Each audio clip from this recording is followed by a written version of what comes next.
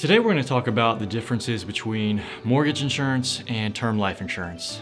Chances are, if you've recently bought a home, you've received some offers in the mail for mortgage insurance, which sounds like a great deal because it has mortgage in the title.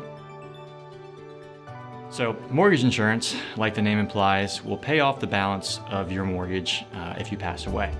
Term life insurance can be decided at the time of application how much you'd like to get.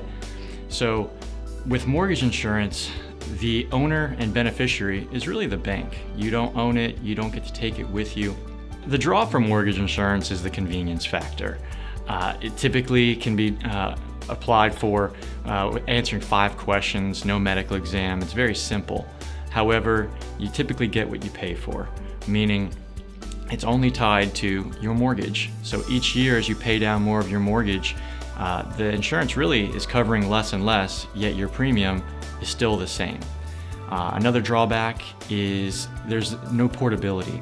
So a lot of times people will refinance for a better interest rate down the road, and each time you do that, the mortgage insurance will have to be reapplied for with the different mortgage holder, so that you could have an older age or maybe not qualify for it. Now, term life insurance can be applied for at various amounts. So you can get much more than your mortgage balance to cover funeral expenses, some income replacement, or even to cover property taxes and insurance. A lot of times, mortgage insurance may not achieve what the insured was trying to do, meaning if someone were to pass away, the mortgage insurance will take care of the mortgage balance. However, the surviving spouse doesn't have enough income to keep paying the taxes and insurance, and ultimately the family would still have to move. In addition, in today's low interest rate environment, it doesn't always make sense to pay off a mortgage.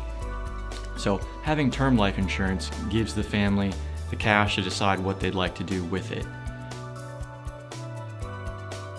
As far as deciding who the beneficiary is and the owner for mortgage insurance, you don't make that call. But basically the bank owns the policy and is the beneficiary. So at time of claim, they're the ones receiving the money, not the family. Whereas term life insurance, you can decide how the beneficiary arrangement would be that best suits your needs. I'd say the last thing to talk about as far as differences between the two products are cost. Mortgage insurance may sound inexpensive, but if you're a relatively healthy person and don't use tobacco, you can most likely get a lot more coverage for the same, if not lower premium.